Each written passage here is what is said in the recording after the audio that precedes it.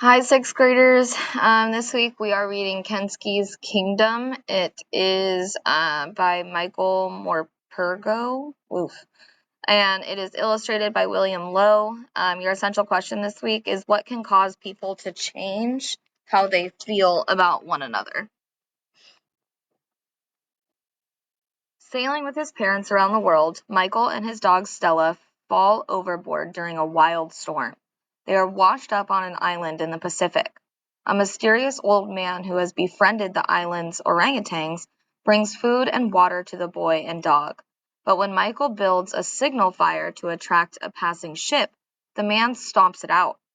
He draws a line in the sand between Michael. Wait, no. He draws a line in the sand beyond which Michael is not allowed to go and forbids him to swim in the ocean. Angry, the stranded boy waits for another chance to light a beacon. With every day that passed, in spite of the fish and fruit and water he continued to bring me, I came to hate the old man more and more. Dejected and depressed I may have been, but I was angry too, and gradually this anger fueled in me a new determination to escape, and this determination revived my spirits. Once again I went on my daily trek up Watch Hill. I began to collect a fresh cache of dry leaves and twigs from the forest edge and squirreled them away in a deep cleft in the rock, so that I would always be sure they were dry when the time came. My beacon had dried out last night. I built it up higher and higher. When I had done all I could, I sat and waited for the time to come, as I knew it must. Day after day, week after week, I sat up on Watch Hill, my fireglass polished in my pocket, my beacon ready and waiting. As it turned out, when the time did come, I wasn't up on Watch Hill at all. One morning, with sleep still in my head, I emerged from my cave, and there it was, a boat. A boat with strange red-brown sails. I supposed it to be some kind of Chinese junk, and not that far out to sea either. Excitement got the better of me. I ran helter-skelter down the beach, shouting and screaming for all I was worth, but I could see at once that it was hopeless. The junk was not that far out to sea, but it was still too far for me to be either seen or heard. I tried to calm myself, tried to think. The fire! Light the fire! I ran all the way up Watch Hill without once stopping, Stella hard on my heels and barking. All around me the forest was cackling and screeching and whooping in protest at this sudden disturbance. I readied my cache of dry leaves, took my fireglass, and crouched down beside the beacon to light my fire. But I was trembling so much with excitement and exhaustion by now that I could not hold my hand still enough. So I set up a frame of twigs and laid the glass over it, just as I had before. Then I sat over it, willing the leaves to smolder. Every time I looked out to sea, the junk was still there, moving slowly away, but still there. It seemed an age, but there was a wisp of smoke, and shortly afterward a glorious, wondrous glow of flame spreading along the edge of one leaf. I bent over to blow it into life. That was when I saw his feet. I looked up. The old man was standing over me, his eyes full of rage and hurt.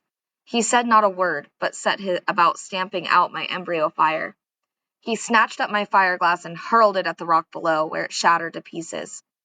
I could only look on and weep as he kicked away my precious pile of dry leaves, as he dismantled my beacon and hurled the sticks and branches one by one down the hill.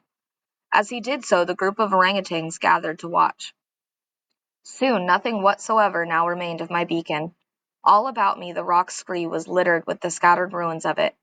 I expected him to screech at me, but he didn't. He spoke very quietly, very deliberately. "Demeda," he said. "But why?" I cried. "I want to go home. There's a boat, can't you see? I just want to go home, that's all. Why won't you let me? Why?" He stood and stared at me. For a moment I thought I detected just a flicker of understanding. Then he bowed very stiffly from the waist and said, "Gamenesi."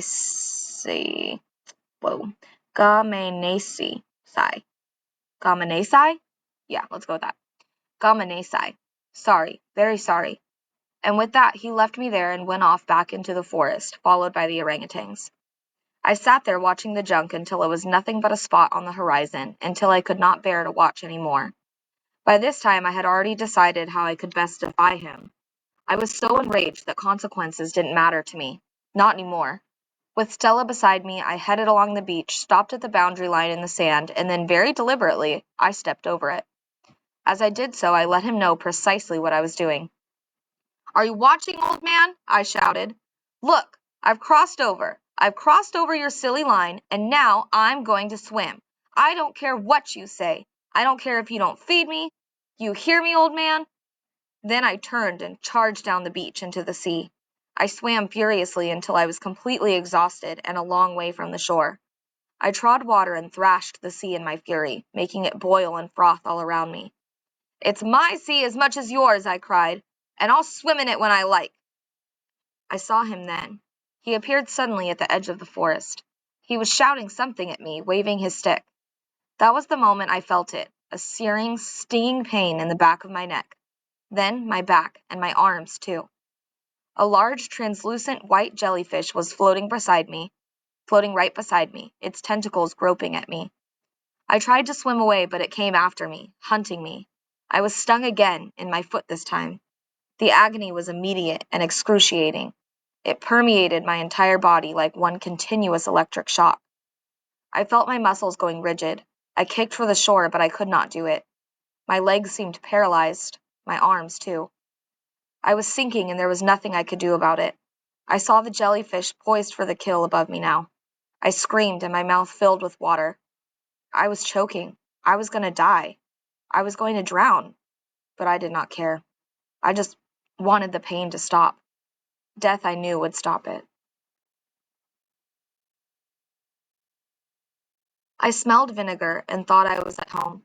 My father always brought us back fish and chips for supper on Fridays, and he loved to soak his in vinegar. The whole house would stink of it all evening. I opened my eyes. It was dark enough to be evening, but I was not at home. I was in a cave, but not my cave. I could smell smoke, too. I was lying on a sleeping mat covered in a sheet up to my chin. I tried to sit up to look around me, but I could not move. I tried to turn my neck. I couldn't. I could move nothing except my eyes. I could feel, though. My skin, my whole body throbbed with searing pain, as if I had been scalded all over. I tried to call out, but could barely manage a whisper. Then I remembered the jellyfish. I remembered it all. The old man was bending over me, his hand soothing on my forehead. "You better now?" he said. "My name is Kensuke. You better now." I wanted to ask after Stella. She answered for herself by sticking her cold nose into my ear. I do not know for how many days I lay there, drifting in and out of sleep, only that whenever I woke, Kensuke was always there sitting beside me. He rarely spoke and I could not speak, but the silence between us said more than any words.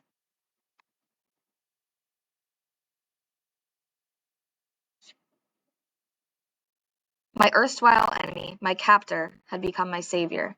He would lift me to pour fruit juice or warm soup down my throat. He would sponge me down with cooling water, and when the pain was so bad that I cried out, he would hold me and sing me softly back to sleep. It was strange. When he sang to me, it was like an echo from the past, of my father's voice, perhaps. I didn't know. Slowly, the pain left me. Tenderly, he nursed me back to life. The day my fingers first moved was the very first time I ever saw him smile. When at last I was able to turn my neck, I would watch him as he came and went, as he busied himself around the cave. Stella would often come and lie beside me, her eyes following him too. Every day now I was able to see more of where I was. In comparison with my cave down by the beach, this place was vast. Apart from the roof of vaulted rock above, you would scarcely have known it was a cave. There was nothing rudimentary about it at all. It looked more like an open-plan house than a cave. Kitchen, sitting room, studio, bedroom, all in one space. He cooked over a small fire that smoked continuously at the back of the cave, the smoke rising through a small cleft high in the rocks above. A possible reason, I thought, why there were no mosquitoes to bother me. There always seemed to be something hanging from a wooden tripod over the fire, either a blackened pot or what looked like and smelled like long strips of smoked fish. I could see the dark gleam of metal pots and pans lined up on a nearby wooden shelf. There were other shelves, too, lined with tins and jars, dozens of them of all sizes and shapes, and hanging beneath them innumerable bunches of dried herbs and flowers. These he would often be mixing or pounding, but I wasn't sure what for. Sometimes he would bring them over to me so I could smell them. The cave house was sparsely furnished. To one side of the cave To one side of the cave mouth stood a low wooden table, barely a foot off the ground. Here he kept his paintbrushes, always neatly laid out, and several more jars and bottles and saucers, too. Kensuke lived and worked almost entirely near the mouth of the cave house where there was daylight. At night he would roll out of his sleeping mat across the cave from me, up against the far wall. I would wake in the early morning sometimes and just watch him sleeping. He always lay on his back, wrapped in his sheet, and never moved a muscle. Kensuke would spend many hours of every day kneeling at the table and painting.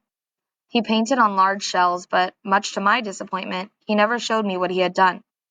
Indeed, he rarely seemed pleased with his work, for just as soon as he had finished, he would usually wash off what he had done and start again.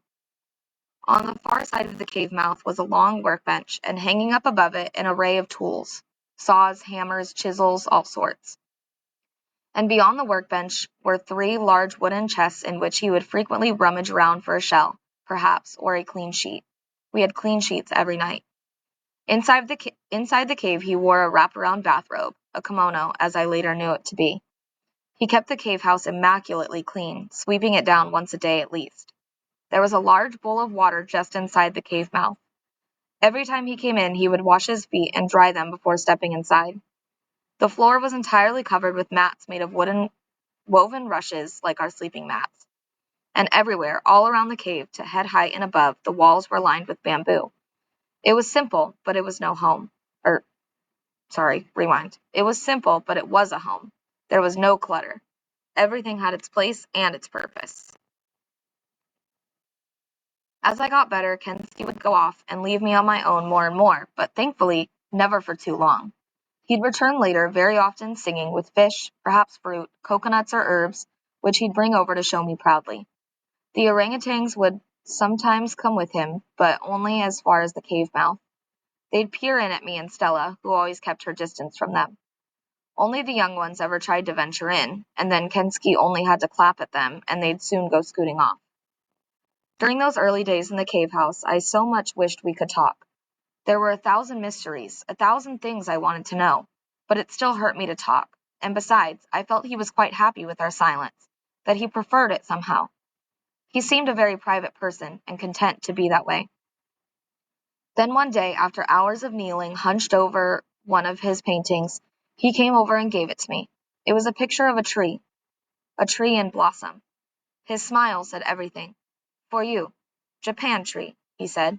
I, Japanese person. After that, Kensuke showed me all the paintings he did, even the ones he later washed off. They were all in black and white wash, of orangutans, gibbons, butterflies, dolphins, and birds and fruit. Only very occasionally did he keep one, stowing it away carefully in one of his chests.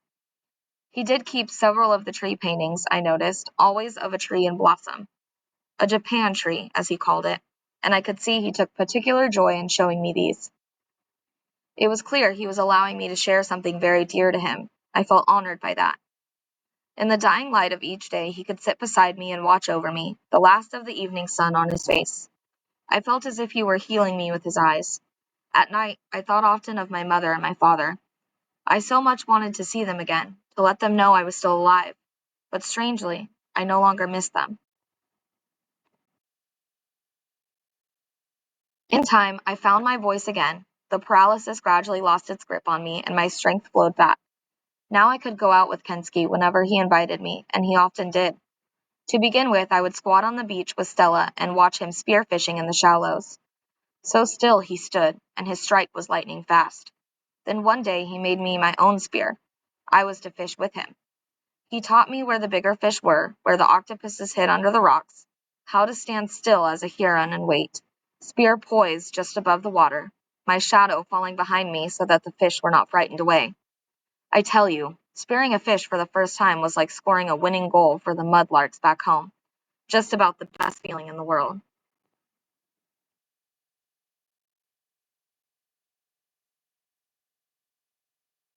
Medusa jellyfish, look but don't touch. Michael learned the hard way that the stinging tentacles of a jellyfish can be excruciatingly painful. In fact, some jellyfish stings can be fatal. Jellyfish, which have inhabited the oceans for hundreds of millions of years, do not deliberately attack humans. Swimmers are stung when they inadvertently make contact with one of these creatures as it is drifting along.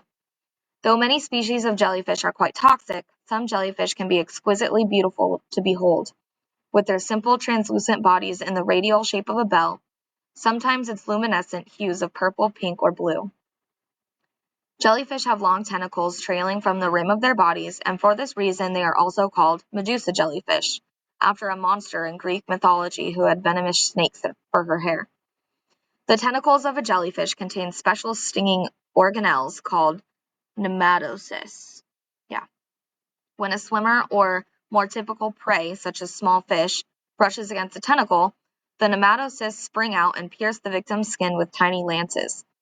This action paralyzes the prey and allows the jellyfish to pull the unfortunate fish into its mouth and digest it with special enzymes. No chewing necessary. If you happen to visit a beach where jellyfish are present, take precautions or avoid the water altogether, especially if the species concerned is among the more venomous ones. Refrain from touching a jellyfish that is washed up onto the shore. Even dead jellyfish can sting.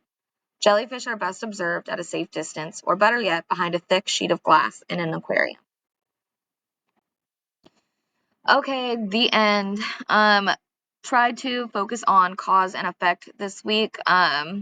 This skill will help you better understand a story's plot and its characters. To identify a cause, ask yourself, why did this event happen? To identify an effect, ask yourself, what happened as a result of this cause? Yeah. Okay. Hope you enjoyed my lovely reading. Thank you. Okay, bye.